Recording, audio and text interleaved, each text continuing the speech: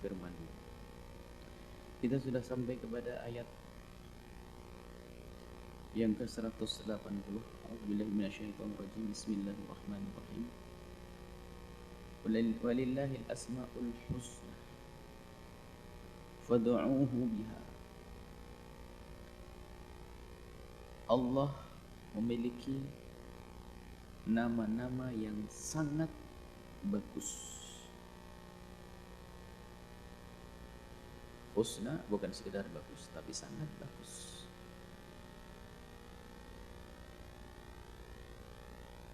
Dan antara bagusnya nama dan yang diberi nama tidak terpisahkan kalau itu nama Allah.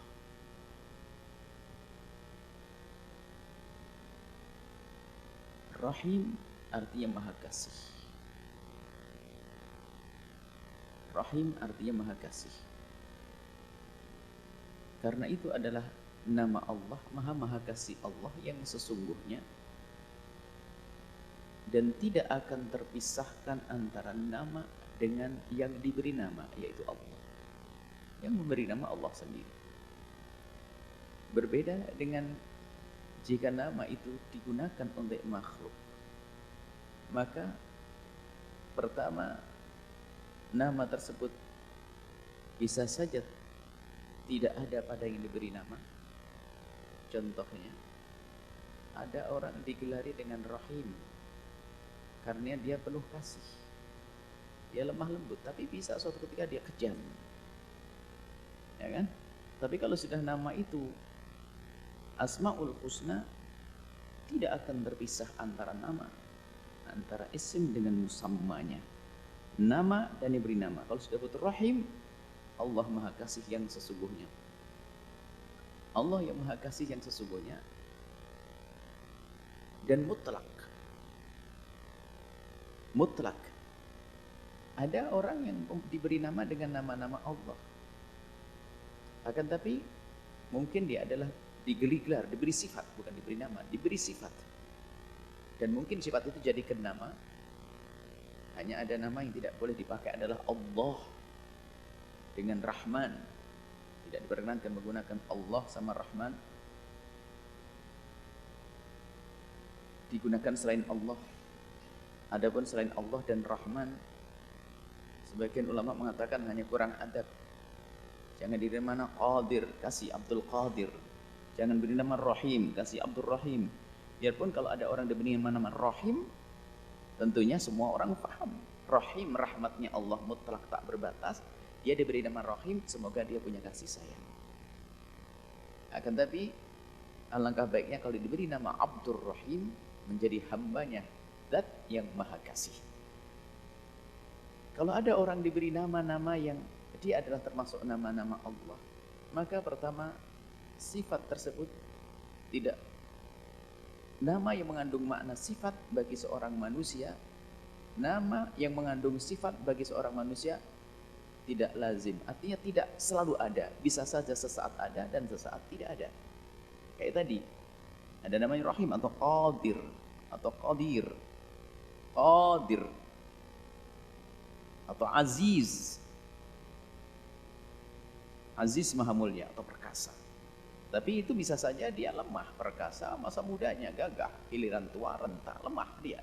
Tapi Allah Al-Aziz tidak akan terpisahkan antara nama dengan zat yang diberi nama, antara sifat dengan mausufnya. Jadi Asmaul Husna, maka kalimat Al-Husna itu adalah puncak kebaikan Asmaul Husna. Wad'uuhu biha. Kemudian Allah mengajari kepada kita, kalau pengen menyebut nama Allah, memohon kepada Allah, ya dengan nama-nama yang Allah ajarkan, Asmaul Husna, bukan dengan nama-nama yang lain. Sebut nama ya Allah, ya Rahman, irhamni, ya Razak, urzuqni, ya Alim, allimni, ya Qadir, uqdur lil khaira. Jadi kita memohon, sebut nama-nama Allah. asma, ya Allah, ya Rahman, ya Rahim, ya Malik, ya Kudus, ya Salam, ya Mu'min, ya Muhaimin, dan seterusnya. Menyebut nama Allah di saat kita punya hajat kepada Allah. Ud'uhu biha. Panggillah Allah dengan nama-namanya. Kemudian di sana ada pembahasan para ulama yang juga pernah kita bahas kita waktu menghadirkan syarah Asmaul Husna. Kami mengutip kalimat-kalimat dari syarahnya Imam Al-Ghazali rahimahullahu ta'ala tentang nama-nama. Kita perlu juga memahami makna-makna daripada nama-nama Allah Al-Asmaul Husna. Nama Allah subhanahu wa ta'ala selama ini yang masyhur adalah 99. Akan tapi para ulama setelah melacak dari beberapa hadis yang lainnya dikumpulkan bisa sampai 130, ada sampai merakat sampai 170. Jadi memang ada riwayat-riwayat hadis yang hadis itu sebagian mengambilnya, sebagian tidak mengambilnya, sebagian mengatakan sahih, sebagian mengatakan tidak. Maka yang mengatakan hadis itu dianggap sahih atau paling tidak bisa diterima makbul karena dia hasan, tidak sampai derajat maudhu', sehingga bisa dijadikan itu nama Allah. Dan nama Allah ini dibahas para ulama tauqifi. Tidak boleh kita mengarang-arang nama Allah. Nama Allah tidak diperkenankan. Misalnya ada dengan bahasa lokal. Kalau itu makna dari makna, tidak tahu bahasa lokal apa deh. Makanya tidak boleh kita menyebut nama Allah, menyebut Allah dengan bahasa-bahasa yang tidak disebutkan oleh Nabi SAW. Mungkin ya kita di masyarakat Jawa mungkin. Biarpun secara makna mungkin benar. Secara makna. Apa ya contohnya? Kalau buat contohnya juga tidak boleh nanti pada akhirnya. Ada memang satu makna memanggil misalnya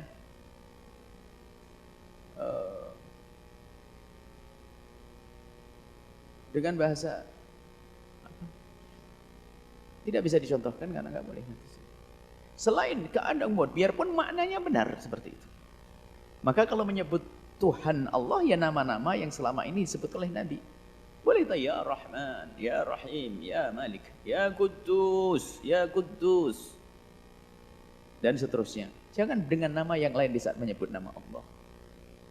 Sebab kalau memberi nama-nama Allah dengan nama selain yang disebutkan Nabi, ini pelanggaran. Sebab namanya tauqifi. Tidak boleh kita memberi nama selain daripada disebut oleh Nabi SAW. Jelas ini. Jadi kalau Anda ingin menyebut nama Allah, ya selama ini yang sudah Anda kenali dari Asmaul Husna. Terserah Anda pilih yang mana. Ya Malikal Mulki, ya Dzal Jalali wal Ikram sah.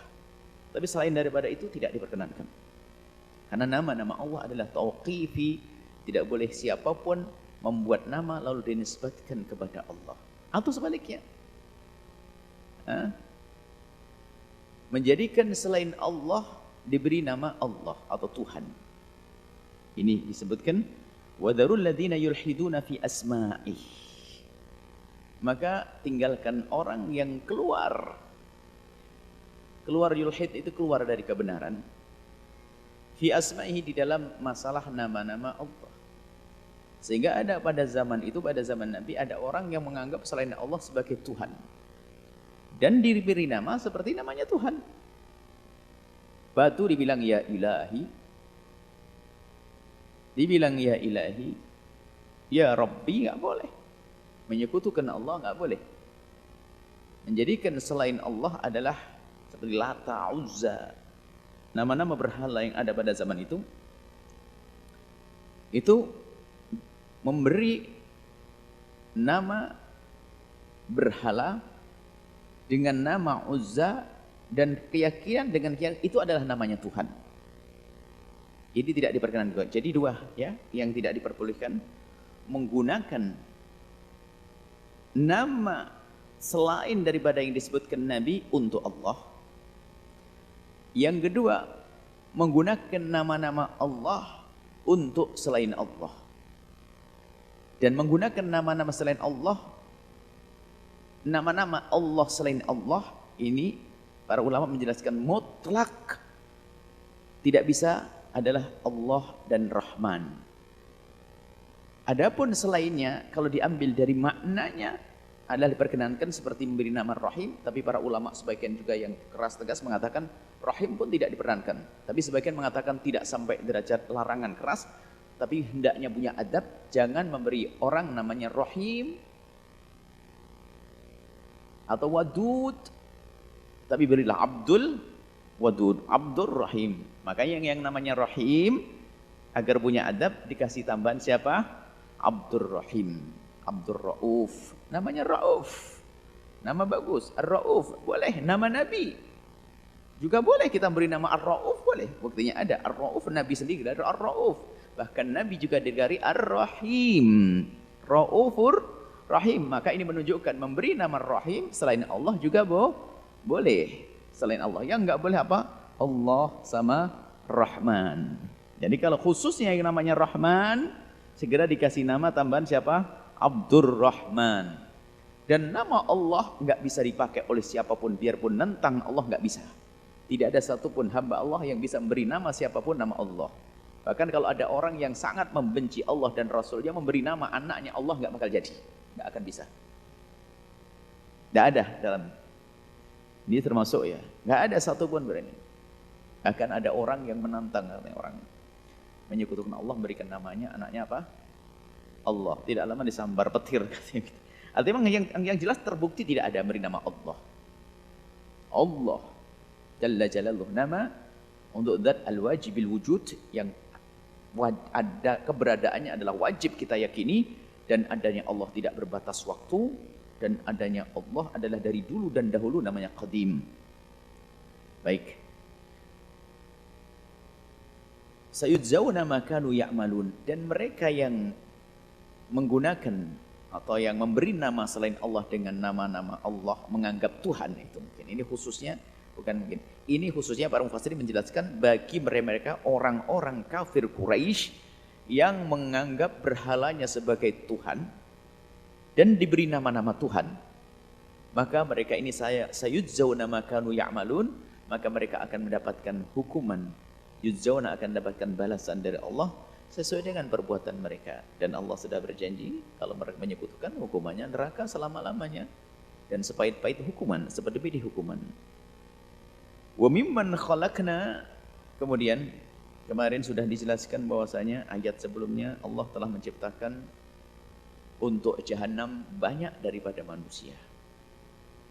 Jadi ada banyak daripada manusia dan jin yang masuk neraka jahanam. Dan ingat, makna katsir disebutkan bukan berarti lawannya adalah sedikit. Ini ada katsir yang masuk neraka, tapi juga katsir yang masuk surga. Jadi bukan berarti katsir masuk neraka lalu masuk surga sedikit, tidak. Wah, saya punya duit banyak, ya kan? Yang sudah saya belanjakan juga banyak, bisa. Jadi bukan berarti langsung lawannya sedikit, tidak. Jadi saya punya duit banyak. Jadi ada ini masuk neraka banyak dan masuk surga adalah juga banyak. Nah, di antara ini wa mimman khalaqna, di antara yang telah kami ciptakan yaitu manusia atau umat yang memang disiapkan mereka untuk mengisi neraka dan mengisi surga. Wa mimman khalaqna, termasuk dari hamba yang telah ku ciptakan, Allah ciptakan adalah ummatun, sekelompok umat. Yahduna bil haqqi, mereka mendapatkan petunjuk, membawa kepada kebenaran, mendapatkan petunjuk, kemudian mereka memberikan petunjuk, membawa orang lain kepada kebaikan. Ingat, kalau sudah disebut al-hadi yang memberikan petunjuk, maka dia harus punya petunjuk terlebih dahulu. Bagaimana seseorang memberi petunjuk dia tidak mendapatkan petunjuk? Nabi Muhammad al-hadi ila siratim mustaqim. Nabi Muhammad gelarnya juga Al-Hadi, yang memberikan petunjuk. Innaka latahdi ila siratim mustaqim. Innaka latahdi. Innaka sungguh memberikan petunjuk. Al-Hadi. Maka Al-Hadi sebelum memberikan petunjuk, maka dia mendapatkan petunjuk. Bil haqqi, dengan kebenaran. Wa bihi ya'dilun, dengan kebenaran itulah mereka akan bisa berbuat adil, menjalankan tugasnya untuk melestarikan semesta, melestarikan jagat. Maka kuncinya adalah dengan kebenaran yang dibawa oleh Allah. Maka siapapun dia yang mengurusi kampung kecil atau mengurusi sebuah negara, jika tidak dengan apa yang dibawa, dia diturunkan oleh Allah, jika bukan dengan agama yang diridhai oleh Allah, maka ketahuilah tidak akan bisa menjadi kebaikan yang sempurna. Kebaikan yang sempurna hanya melalui petunjuk dari Allah Subhanahu wa taala. Kalau kita laksanakan, kalau kita ya'dilun itu adil. Adil di dalam menjalankannya. Jadi benar-benar dilaksanakan dan meyakini bahasanya yang dibawa itu adalah kebenaran dan yakin dengan kebenaran itu akan sukses karena dari Allah. Bukan dia mendustakan dan juga biar dia curang. Ada orang tidak adil kepada dirinya, tidak adil dalam menyampaikan kebenaran. Dia meyakini kebenaran tapi dia tidak menyampaikan secara sungguhnya, maka tidak adil dia. Tahu kebenaran tapi nggak disampaikan, nggak akan berguna. Tapi di saat adil, dia menerima kebenaran sebagai kebenaran. Setelah menerima, dia menyampaikan kebenaran sebagai kebenaran, maka akan terwujudlah kebaikan. Wa mimman khalaqna ummatan walladzina kadzdzabu. Lah, sekelompok yang lain lagi ada. Ini pada zaman mulai dari nabi ke nabi, mulai dari Nabi Musa, Nabi Isa alaihissalam, dari Nabi Isa alaihissalam sampai kepada baginda Nabi, ada memang qaumun yahduna bil haqq. Memang ada sekelompok, termasuk seorang rahib yang mendapat waktu Nabi pergi ke Syam, Bukhairah masih ingat cerita itu, waktu Nabi ke Syam, beliau adalah orang yang menanti-nanti kedatangan Nabi.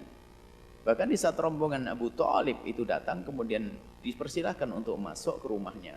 Rahib tersebut, seorang tokoh agama tersebut, bertanya, masih ada yang tertinggal? Oh, enggak ada. Kami sudah semua, hanya ada satu anak kecil di sana. Itulah yang aku tunggu. Kenapa kau tunggu? Karena aku melihat dari kejauhan kok ada rombongan kafilah yang diiringi oleh mendung. Itu pasti di bawahnya ada satu orang yang telah aku nanti-nanti, yaitu Nabi akhir zaman. Bawa ke sini. Dibawalah Nabi, kemudian berpesan bawa pulang, takut ada apa-apa. Artinya apa? Memang ada orang yahduna bil haqq. Ada orang yang berada di dalam kebenaran, membawa orang pada kebenaran dan menanti kebenaran yang sesungguhnya. Tapi walladzina kadzdzabu bi ayatina, ada yang mendustakan firman-firman Allah. Mendustakan firman Allah yang didatangkan kepada nabi-nabi terdahulu, sampai di saat Nabi Muhammad datang mereka tidak bisa menerima. Padahal bukan kurang jelas di hadapan mata mereka. Bahkan mukjizat pun kadang mereka lihat. Mereka melihat. Sanastadrijuhum. Nah, bagi mereka yang mendustakan firman Allah. Istidraj ini jadi gini. Istidraj, kalau ada seseorang diberi oleh Allah kelebihan, apakah itu kepandaian atau harta, itu antara dua. Dan mari kita merenungi untuk kita sendiri. Ada yang memang itu adalah nikmat yang Allah berikan, tandanya apa? Di saat Allah memberikan kepada Anda itu kenikmatan, di saat Allah memberikan kepada Anda harta, ternyata begitu rindunya Anda menggunakan kesehatan Anda untuk kebaikan dan menggunakan harta Anda untuk kebaikan. Dan paling takut Anda menggunakan dalam kemaksiatan, maka ketahuilah itu nikmat yang sesungguhnya. Sehingga waktu Anda belanjakan pun Anda belanjakan yang halal. Termasuk mungkin harus membeli kendaraan, mungkin harus bikin rumah. Semuanya akan Anda pikirkan harus halal. Bikin rumah pun pikir nanti untuk apa. Berarti ini adalah karunia yang namanya harta, itu adalah nikmat yang sesungguhnya. Tapi ada Allah beri karunia pada seorang, bukan Anda. Ada seseorang diberi karunia harta melimpah. Kalau membuat contoh, harus ada buat contoh, jangan yang ini. Kalau Anda yang enak-enak nanti kan harus gitu. Yang enggak enak biar dia gitu loh. Dianya terserah siapa nanti. Ada orang yang diberi oleh Allah kekayaan melimpah, akan tapi idenya berkembang tentang kemaksiatan, maka bisnis tetap lancar dia. Maksiat, lancar maksiat. Namanya istidraj, bukan nikmat yang sesungguhnya. Kelihatannya menjadikan dia tertawa sesaat, setelah itu akan menangis sepanjang masa. Namanya istidraj. Diberi akan tapi bukan untuk diangkat, tapi untuk direndahkan. Maka bagi mereka yang menyekutukan Allah, dia mempercayai firman Allah, mendustakan baginda Nabi, mereka akan diistidraj oleh Allah. Ada di antara mereka diberi peluang. Mereka ternyata berjaya mereka. Waktu merangi Nabi, waktu yang memusuhi Nabi, ternyata hidupnya aman-aman. Bahkan ada yang semakin kaya dan sebagainya. Itu semua istidraj bagi mereka. Istidraj artinya apa? Di saat, maka dalam ayat lain ya, dikisahkan bahwasanya ada orang diberi oleh Allah kenikmatan-kenikmatan itu nanti. Jika mereka sudah lupa dengan apa yang Allah karuniakan, maka tinggal Allah ambil dalam spontan begitu, baghtatan. Gambarannya begini. Ada orang mengambil sesuatu, mencuri. Sudah ketahuan. Kalau mencuri barang ditaruh saku, itu kalau taruh di saku saja, kita nggak bisa nangkepnya. Terus biarin. Sakunya satu diisi, biarin dulu sama. Karena ini adalah orang penangkap yang hebat. Kita akan dulu ambil saku. Saku satu diisi, saku dua isi, saku tiga isi. Sampai dia pegang tangannya. Nah, di saat dia penuh membawa ini semuanya, kalau kita nangkep nggak usah pakai bukti banyak. Di sakumu ada ini, itu, gitu. Jadi sudah banyak. Jadi ada seorang hamba yang dibiarkan oleh Allah dengan kekayaannya dan sebagainya. Nanti kalau ditangkap oleh malaikat penyiksa, oh ya ini sudah jelas ini. Jadi nggak banyak berkelit, gitu loh. Jadi dibiarkan. Makanya ada hamba yang diberi Allah istidraj. Ahli maksiat, tidak sholat. Makanya Anda jangan terpesona dengan orang yang diberi istidraj. Makanya sangat, bahkan mungkin hilang imannya. Sangat lemah iman atau mungkin hilang imannya jika berkata, dia tidak sholat saja kaya. Ngapain sholat? Anda keluar dari iman. Na'udzubillah. Ya. Jadi di istidraj min haitsu la ya'lamun. Jadi ada orang yang menentang Allah, tidak percaya dengan firman-firman Allah. Mereka di istidraj, dibiarkan oleh Allah begitu. Akan tapi apa? Allah akan ambil nanti, Allah akan hukum di saat mereka tidak sadar. Di saat terlena dalam puncak kejayaannya, kalau jatuh ketebuk sakit benar. Jadi semakin terseksa. Wa umli lahum inna kaidi matin. Bahkan umli lahum, Allah beri mereka terus dibiarkan. Sebagian ahli tafsir menjelaskan ini adalah kisah sebelum perang Badar. Bagaimana mereka menyiksa Nabi. Menjadikan Nabi lapar. Sampai sahabat Nabi memakan tunas-tunas kayu kering yang dimakan sampai tenggorokan mereka sakit. Waktu yang cukup lama. Sampai Nabi minta kepada Allah lalu berdiri di atas bukit. Lalu Nabi mendapatkan wahyu lalu menyebut beberapa orang yang akan meninggal mati dalam keadaan hina nanti di perang Badar. Disebut fulan. Maksud Abu Jahal disebut. Dan Abu Jahal mendengar yang dalam kenikmatan yang melimpah urusan dunia. Mendengar itu gemeterannya. Di saat disebut Nabi Muhammad bahasanya akan mati nanti di medan laga perang Badar. Perang Badar belum terjadi. Adalah fulan. Yang dalam kenikmatan. Dan Nabi dalam keadaan miskin yang semiskin-miskinnya. Sahabat Nabi bersama Nabi tidak ada yang dimakan. Kenapa? Mereka melarang orang-orang kafir untuk berinteraksi dengan Nabi dan umat dan pengikut beliau. Tidak boleh jual beli. Pokoknya dibikin Nabi Muhammad kelaparan sampai kalau perlu mati hancur. Wafatnya. Akhirnya dibuka di perang Badar bagaimana Allah mempermalukan mereka. Abu Jahal mati di perang Badar dan yang lainnya mati. Dalam keadaan mereka itu wah lagi mewah-mewahnya. Ya seperti itu. Inna kaidi matin. Enggak ada yang bisa lepas daripada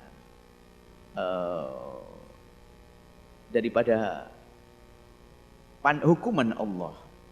Kaidi itu kalau kaid itu dia dinisbatkan kepada manusia adalah tipu daya. Cuman kalau Allah tidak perlu pakai tipu daya, kalau menghukum saja. Cuman bahasanya pakai bahasa untuk hambanya kaidi. Sebab kita juga punya kaid. Kita nipu Allah.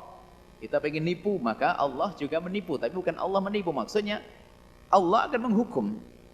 Kalau kita ingin menangkap maling, kita kan pakai tipu daya, jebakan, kan begitu. Kalau kita, mungkin seorang polisi ingin menangkap maling, pakai jebakan. Pasang dulu, kalau ada pencuri helm, taruh aja helm di situ. Terus ada dijaga, kan begitu. Tapi kalau Allah nggak pakai begitu, langsung saja diturunkan hukuman. Dan juga makna umli lahum ini termasuk kasih sayang Allah kepada umat Nabi SAW, umlilahum, diberi kesempatan, termasuk yang kafir-kafir itu, lihat, termasuk waktu itu Sayyidina Umar bin Khattab yang sangat keras, dan umlilahum, jadi waktu Allah yumlilahum, Allah memberikan waktu tempo kepada mereka, itu pun juga kasih sayang Allah. Kasih sayang Allah, karena di antara mereka yang diberi kesempatan sadar, ada yang bablas menjadi Abu Jahal, ada yang tobat menjadi Sayyidina Umar bin Khattab. Jadi ada kesempatan yang diberikan oleh Allah. Inna kaidi matin, kalau sudah ketentuan Allah untuk menghukum, matin, kuat, nggak ada yang bisa menantangnya, nggak ada yang bisa mengelak, tidak ada yang bisa berhujah lagi setelah itu, selesai, akan dihukum oleh Allah Subhanahu wa taala. Awalam yatafakkaru, apakah mereka tidak merenung, tidak memikirkan, wama ini lanjut, ma bisahibihim min jinnatin in huwa illa nadhirum mubin. Jadi orang-orang kafir waktu itu kan terbagi dua, mereka ummatud dakwah, orang-orang Mekah terbagi dua, yang sekelompok kafir menyekutukan Allah, menantang Nabi, ada sebagian kecil yang menerima Nabi SAW dan ikut Nabi SAW. Lah mereka itu memusuhi Nabi itu tidak cukup mereka menolak, menyakiti, tapi menggelari Nabi gelar-gelar yang unik. Sesaat dikatakan Nabi syair majnun. Ajib, syair majnun, penyair yang gila. Suruh mikir. Mereka itu afal awalam yatafakkaru, mereka itu tidak berpikir. Kalau mereka berpikir, Nabi itu tidak pernah dikenal sebagai seorang penyair dalam masa hidupnya. Dan mereka juga tahu kalau Nabi itu orang yang paling sehat akalnya sepanjang hidupnya. Sementara yang lain teler, Nabi tidak pernah teler sepanjang hidupnya. Loh kok dibilang gila, ini kan betul-betul fitnah. Suruh berpikir, hei orang-orang kafir Quraisy. Kamu itu gak mikir, dari mana alasan mengatakan Muhammad gila? Memang ada bukti pernah gila, teler saja gak pernah. Mabuk saya gak pernah, baginda Nabi dijaga oleh Allah. Bagaimana kok kalian katakan majnun? Mereka ma bisahibihim min jinnah. Him, kalimat him ini kan mereka. Jadi Nabi dia katakan sahibihim, istilah dalam bahasa Arab. Him di sini adalah mereka orang-orang kafir. Sahib ini adalah orang dekat. Kalimat ini bukan sahabat Nabi yang beriman, bukan. Sahib itu maksudnya gini. Orang-orang itu sudah sangat dekat dengan Nabi dalam kesehari-hariannya. Sehingga dalam takbir Qur'ani, takbir ilahi, firman Allah dengan ungkapan sahib, ini biar mereka sadar betul, bukan orang jauh. Nabi Muhammad bukan orang jauh kan. Ente melihat setiap hari. Pakai sahibukum, ini orang sahibukum. Muhammad yang bersamamu setiap hari, masa kecilnya kau tahu bermain dengan mereka, kau melihat kejujurannya, kau melihat kebenaran akalnya, kau lihat kebiasaannya, kau lihat. Maka pakai kalimat sahibukum. Bukan sahib makna sahabat nih, bukan sahabat lain judulnya. Ini adalah pengukuhan. Kadang-kadang kan begitu kalau kita menghukumi orang. Ente gimana? Bukankah dia orang yang selama ini sama ente? Jadi diingatkan kedekatannya dulu, supaya dia sadar bahwasanya hukum yang diberikan untuk Nabi itu salah. Bukan orang jauh. Kalau ada orang Kalimantan untuk menghukumi orang di Jawa sini mungkin beda. Ini ente satu kampung, satu kabilah bahkan. Ente bareng-bareng dengannya. Itu semua dengannya. Tapi kenapa kok kamu bisa menuduh gila? Kamu kan kayak orang tidak tahu saja. Kalau mungkin orang yang ada di Yaman kemudian datang ke Mekah mengatakan Nabi Muhammad gila karena tidak tahu jauh Yaman waktu itu. Tapi ente di masyarakat Arab, sekampung dengan Nabi Muhammad, kenapa kalau kamu mengatakan gila? Suruh mikir. Ini takbir Qur'aninya. In huwa illa nadhirum mubin. Tidaklah Nabi Muhammad itu kecuali hamba yang Allah utus nadhir untuk memberikan peringatan. Karena waktu itu cerita Nabi mengingatkan hukuman, awas diketawain. Muhammad datang hanya memberikan takut saja. Ini gila sudah. Memang ada apa sih? Mengancam, ada neraka, ada hukuman yang nggak ikut aku ini. Ini kamu gila. Disampaikan, Allah menyebutkan tidak. Nabi itu menyampaikan itu nadhir, memberikan peringatan demi keselamatanmu semua. Mubin, dan dengan kalimat yang jelas, dengan penjelasan yang jelas. Dan sudah dekat waktunya. Akhirnya terjadilah perang Badar setelah itu. Kemudian setelah itu ayat Allah Subhanahu wa taala ini disebutkan dalam ayat selanjutnya, awalam yangduru. fi malakutis samawati wal ardi. Kalau kita hubungkan dengan awalam yatafakkaru, kita dalam menilai orang itu hendaknya juga perlu berpikir. Makanya yang tidak tahu ya jangan gampang komentar. Khususnya di akhir-akhir ini jangan gampang komentar dengan si fulan, ustadz ini, ustadz itu dan sebagainya. Maka hindarilah untuk komentar-komentar yang salah. Apalagi komentar dengan hawa nafsu. Kalau komentari mengomentari seseorang dengan hawa nafsu, maka menjadi kayak orang ini. Sudah tahu Nabi baik, dibilang gila. Atau sebaliknya. Sudah tahu baik, sudah tahu jelek, membahayakan, kita tidak bisa mengatakan itu adalah kebatilan. Ini bahaya sekali. Berarti tidak menggunakan tafkirnya. Tidak bertafakkur. Suruh merenung. Suruh merenungi keadaan. Awalam yangduru fi malakutis samawati wal ardi. Ini adalah mengingatkan kecerdasan masing-masing. Yang tidak beriman, kok bisa kalian tidak beriman? Tadi kenapa kok mengatakan Muhammad gila? Kamu itu gimana sih? Mau ngenti tahu dari kecil. Dan memang model kamu itu kelihatannya cerdas tapi nggak cerdas. Dilanjutkan lagi tentang Sang Pencipta, Tuhan, Allah. Coba. Setelah ini urusan Nabi, maksudnya. Kamu ini Nabi Muhammad, kau bilang gila. Kau tidak mengerti, kau melihat kebaikannya. Kau melihat kejujurannya. Sampai di masa mudanya digelar Al-Amin, menyelesaikan problem Mekah waktu itu adalah baginda Nabi dengan kecerdasan beliau. Di saat Qabilah akan pecah urusan Hajar Aswad, mereka rindu untuk memanggil Nabi agar memberikan keputusan karena beliau adalah Al-Amin. Ini kan sejarah yang sudah melekat di otakmu. Lah kok kamu masih mengatakan gila dan sebagainya. Dan model kamu itu kayaknya orang yang malas bertafakur. Awalam yang duru fi malakutis samawati wal ardi. Suruh melihat langit dan bumi. Ini mengajak tafakur tadi urusan Nabi. Tafakur lagi urusan zat Allah. Urusan Allah. Manusia urusan iman kepada Allah. Kita tidak pernah diperkenankan mengurusi zat Allah. Maksudnya memikirkan zat Allah tidak akan mampu kita memikir zat Allah. Akan tapi suruh merenungi tafakur fi khalqillahi.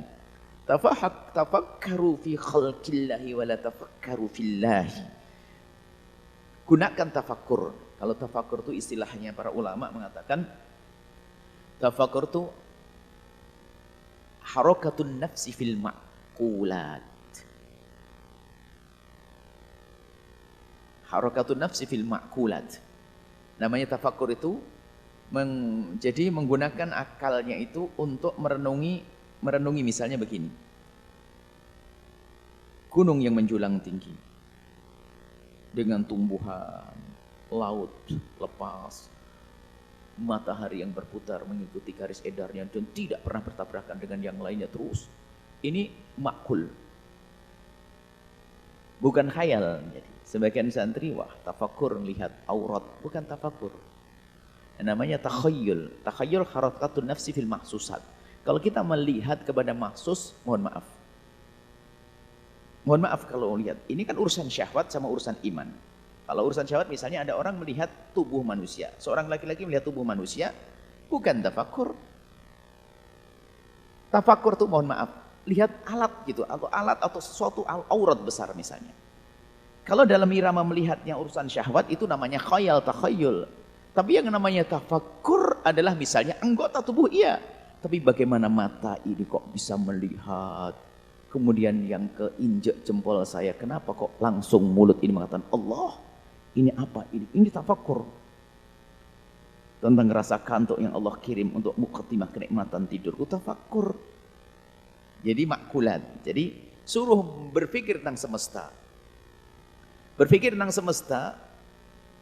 Malakutis samawati wal ardi. Kerajaan langit dan bumi. Suruh melihat yang ada di langit dan di bumi. Wa ma khalaqallahu min syai', dan semua ciptaan Allah. Ini adalah pendidikan cerdas agar kita merenungi ciptaan-ciptaan Allah, agar kita sampai kepada makna keimanan yang sesungguhnya kepada Allah Subhanahu wa taala. Karena di hadapan orang-orang waktu itu, orang-orang kafir Quraisy saat itu adalah menuhankan selain Allah. Bahkan Tuhan yang bikin tertawa menurut Sayyidina Umar. Tuhan dari batu. Karena ada batu, bagaimana Tuhan dari batu? Sehingga Sayyidina Umar pernah bercerita, ada satu kenangan yang bikin geli dan aku kalau ingat itu aku akan tertawa sendiri. Apa itu Sayyidina Umar? Dulu waktu saya masih kafir jahiliyah itu. Kalau saya pergi jauh kan, saya punya kewajiban untuk beribadah. Ya karena pergi jauh nggak mungkin saya bawa patung kemana-mana berat. Jadi kebiasaan kami itu adalah ya kurma saya buat patung, itu ada kepalanya, ada ininya, lalu saya sembah. Setelah saya sembah begitu, saya lapar, saya makan dia. Ini kan, ini betul-betul saya itu gila. Nah kan dia tertawa, saya tidak melihat itu. Ini karena tidak berpikir. Termasuk sehebat apapun seorang manusia, kayak Fir'aun tuh hebat. Fir'aun tuh hebat. Dan sampai dia mengaku Tuhan, tapi sehebat apapun Fir'aun, orang harus berpikir, suruh lihat malakutus samawati wal ardi. Agar kita sampai kepada keimanan. Karena Fir'aun itu, dan ini nikmat besar bagi ahli iman. Fir'aun, Namrud, dan raja-raja yang mengaku Tuhan itu, semuanya, alhamdulillahnya itu, kalau orang mau berpikir, biarpun dia mengaku Tuhan, dia tidak pernah berani mengaku kalau dia telah menciptakan rembulan dan matahari. Lalu menciptakan siapa? Suruh tanyakan kepada Fir'aun. Ya, ini adalah muqaddimah keimanan bagi kita. Fir'aun tidak pernah mengatakan, padahal mengaku Tuhan. Tuhan kan mencipta, kan begitu. Sebenarnya enak aja, aku menciptakan rembulan hari itu, nggak berani. Karena mereka sendiri tahu kalau dia bohong. Pembohong itu tahu dia bohong. Bahkan tahu kalau yang melihat dia adalah bohong. Baik yang ngaku Tuhan, dia tahu kalau dia bohong. Dia sakit perut kadang-kadang. Gimana saya ngaku Tuhan? Ya hanya memanfaatkan saja orang percaya ya. Dia tahu. Termasuk Tuhan-Tuhan kecil yang mengagungkan dirinya, syirik, beribadah bukan karena Allah. Dia tahu tidak ikhlas sebetulnya. Dia berbuat menuhankan dirinya. Tuhannya bukan maksudnya bukan ada Tuhan kecil, maksudnya ada Tuhan di dalam dirinya, berbuat ibadah bukan karena Allah. Mungkin seseorang tahu kalau dirinya tidak ikhlas. Tapi karena sanjungan manusia nikmat bagi dia, terus dilanjutkan dia. Dia ahli berderma, dia ahli berbuat baik. Dia tidak kenal Allah, kelihatannya dengan Allah, tapi hatinya tidak dengan Allah. Ada yang dituhankan dalam hatinya, itu dirinya sendiri. Sanjung. Jadi sadar dia itu, orang tidak ikhlas kadang dia sadar. Sehingga Abu Muzalim mengatakan, karena itu termasuk syirik khafi, tersembunyi. Menyekutukan Allah tersembunyi, ada yang dituhankan selain Allah, yaitu sanjungan manusia. Dia lebih senang sanjungan manusia, biarpun dia tidak mengatakan manusia itu Tuhan. Tapi dia lebih senang dengan sanjungan manusia daripada sanjungan Allah. Ini ada seperti itu, menuhankan selain Allah, halus. Nah, melihat malakutus samawati wal ardi, melihat semesta, langit dan bumi. Ini makanya di dalam belajar ilmu akidah, untuk kenal Allah, kenalilah makhluk Allah. Suruh melihat semesta, suruh melihat kejadian pada dirimu sendiri. Kalau orang melihat proses pembuahan pada manusia janin, begitu dah saatnya kemudian Allah rawat. Bagaimana perut yang lembut disifati oleh Allah makin sesuatu yang kuat. Kan Al-Quran menyifati perutnya perempuan itu kuat di saat ada janinnya. Bagaimana tidak kuat? Memang secara zahir mata kita nggak kuat, perut lembut kok. Tapi lihat, bayi yang ada di dalam perut itu kulitnya juga masih lembut. Tapi ternyata di dalam perut ibundanya itu kuat. Perutnya kuat, lembut tapi kuat, kan begitu? Aman kan dia? Kalau di luar masih kadang kena luka dan di dalam aman. Jadi bagaimana kandungan Allah? Jadi Allah ini suruh berpikir, tafakur tentang ciptaan Allah. Nah kalau sudah orang tidak berpikir tentang ciptaan Allah, maka susah dia sampai kepada Allah. Sehingga nanti yang ada kekaguman kepada Allah.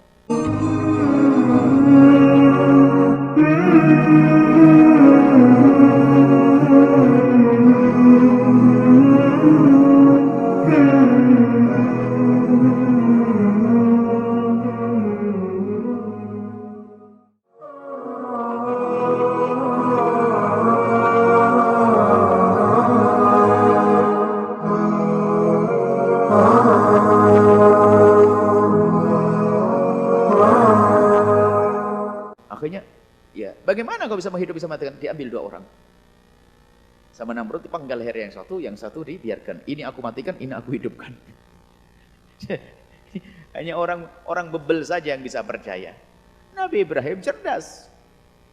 Dua orang, satu dibunuh, satu dibiarkan. Ada umit, ada uhyi. Ini aku matikan, ini aku hidupkan. Lalu Nabi Ibrahim dengan kecerdasan beliau, baik, oke. Sekarang Tuhanku Allah telah mengeluarkan matahari dari timur. Ente Namrud keluarkan dari barat. Fabuhitalladzi kafar.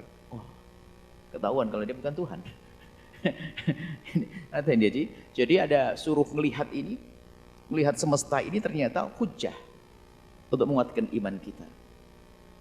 Dan kemudian juga masalah keimanan sering kami sampaikan. Iman itu adalah sebelum keyakinan yang dibangun dengan akal sehat, bukan akal tidak sehat. Sebab bagaimana menyembah sapi, menyembah matahari, menyembah api, itu kan akalnya nggak sehat. Kalau akal sehat akan tidak mau menyembah manusia, tidak akan mau menyembah api, akal sehat. Akan tapi di samping ada akal, ada fitrah. Dan fitrah itu muqaddimah yang paling dasar sebelum akalnya. Jadi muqaddimah yang paling dasar itu adalah apa? Fitrah mencari Tuhan. Dan fitrah mencari Tuhan itu digabungkan dengan akalnya. Maka awalam yanzuru fi malakutis samawati, menggunakan akalnya. Karena apa? Fitrahnya manusia mencari Tuhan. Maka kalau Anda pergi kemanapun tempat, pasti komunitas tersebut, perkumpulan tersebut mempunyai Tuhan. Apakah Tuhan kayu, Tuhan batu, Tuhan ini? Karena apa? Fitrah mereka mencari Tuhan. Di saat mereka tidak menemukan petunjuk Tuhan, maka ada ketua kepala sukunya dijadikan Tuhan, pohon besar dijadikan Tuhan. Karena mereka itu fitrahnya rindu kepada Tuhan. Nah kita, fitrah kita dibarengi dengan akal. Lalu turunlah wahyu, sambung antara wahyu.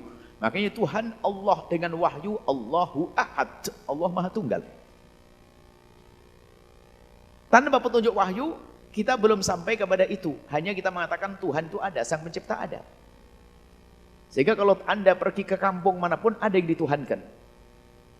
Cuman sifat-sifat Tuhan itulah yang perlu diketahui. Bagaimana Tuhan Sang Pencipta? Masa Tuhan kayak pohon ditebang roboh? Masa Tuhan kayak sapi? Tuhan ini, harus berpikir. Maka kembali tadi masalah Asmaul Husna, tentang sifat-sifat Allah. Suruh berpikir, suruh merenung. Tuhan itu adalah tidak seperti apapun dari makhluknya.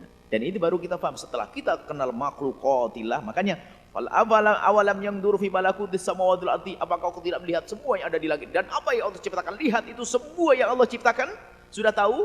Kau absen semuanya? Kemudian setelah itu simpulkan, Allah tidak seperti itu. Selesai. Laisa kamitslihi syai'. Maka melanglanglah dengan hayalmu kemanapun. Dan jelajahlah dunia dengan matamu sampai dimanapun. Kemudian setelah itu simpulkan pada akhirnya apa? Allah tidak seperti itu. Selesai. Allah tidak seperti itu. Wa ana asa ayyakuna qad iktaraba ajaluhum. Makanya suruh berpikir orang-orang kafir waktu itu. Berpikirlah kalian. Kayaknya ajalmu sudah dekat, perang Badar, nyungsep kau, mati kau. Ada kesempatan, ayo berpikir. Maka hari ini pun perlu kita sampaikan kepada yang belum beriman. Ajalmu mungkin sudah dekat, bisa saja besok mati, lusa mati, hei orang yang belum beriman. Maka ayo beriman kepada baginda Nabi, iman kepada Allah dan Rasulnya, iman kepada ini.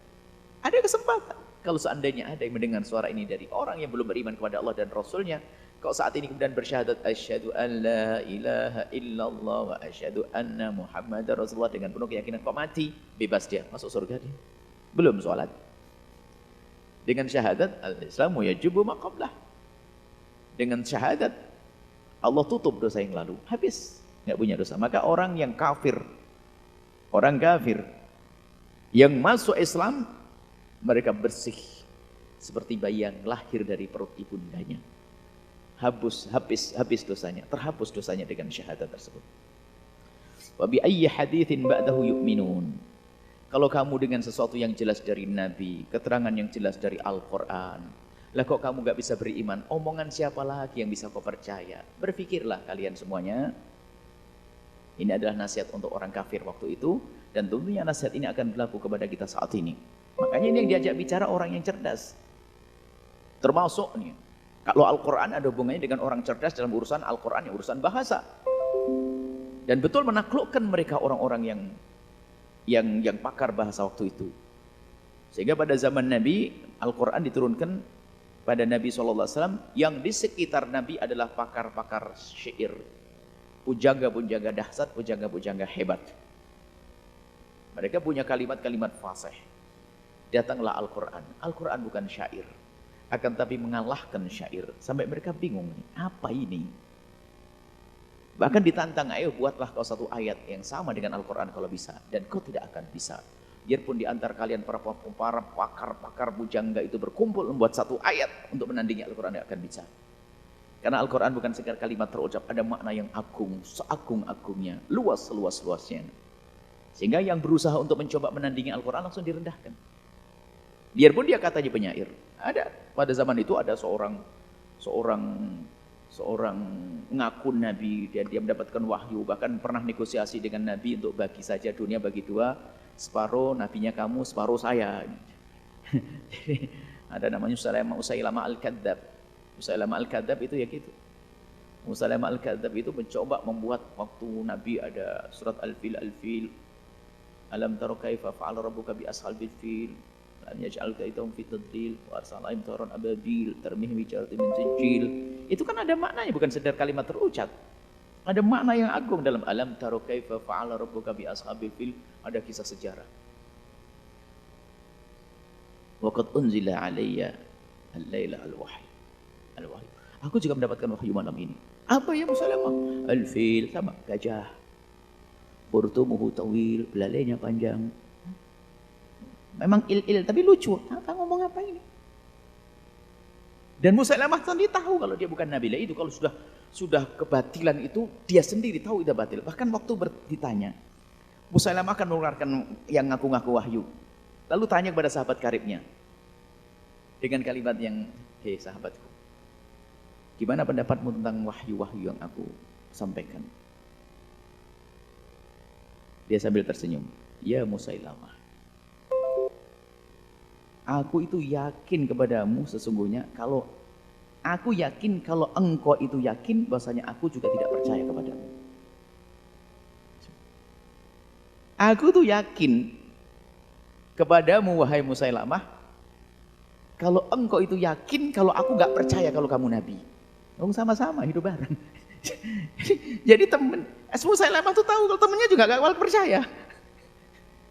Dia bukan nabi. Jadi begitulah kalau kebatilan itu, lihat, kebatilan itu unik. Kalau sudah sekongkol keadilan, urusannya urusan terjadi. Zaman ini pun bakal terjadi. Padahal ngerti, mungkin nih seorang alim punya ilmu, ngerti kebatilan sudah. Karena kita sama-sama menikmati kebatilan ini, ya sudahlah. Biarpun seolah-olah pura-pura jadi wali kutub, ngaku wali ini, seorang orang soleh semuanya.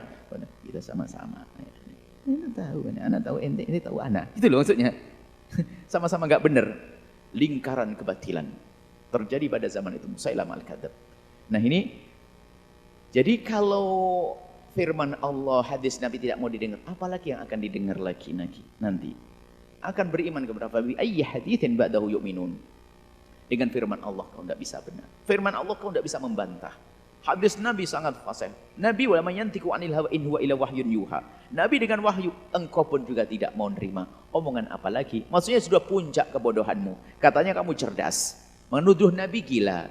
Kau tidak bisa melihat bagaimana kehidupan Nabi. Kau lupa dengan yang kau yakini Nabi itu begini. Kemudian kau tidak bisa melihat semesta. Tidak sampai kepada iman yang sesungguhnya. Firman Allah tidak kau dengar. Omongan Nabi kau dengar. Mau apa lagi kau ini? Maksudnya apa? Terlalu sekali kau itu. Inilah. Wa man yudlilillahu fala hadiyalah wa yadharuhum fi tughyanihim ya'mahun. Insyaallah kita lanjutkan nanti. Kalau sudah Allah hinakan seseorang, hinakan yudlil itu bukan saja orang yang bodoh lalu tersesat. Namanya dhalal itu tidak harus serta-merta orang bodoh. Wa man yudlilillah, kalau sudah Allah pilih menjadi orang sesat, biarpun dia berilmu, alim sekalipun, tapi kalau lamanya tersesat, dia akan mengambil jalan kesesatan. Terus di dalam kesesatannya dia akan terus berjalan. Sampai kapan? Sampai masuk neraka jahanam. Sehingga kita dihimbau dengan khusyuk setiap hari 17 kali. Anda memohon kepada Allah dalam Fatihah Anda, ihdina as-siratal mustaqim. Allah berikan kepada kami petunjuk ke jalan yang benar, jalan yang lurus. Ini perlu. Harus sadar hidayah penting. Setiap pagi pun Allahumma hadina, Anda berdoa setiap subuh. Bagi yang berkunut dari kaum Syafi'iyah, Allahumma hadina fi man hadait. Ini saja yang bisa kami hadirkan. Wallahu a'lam bissawab.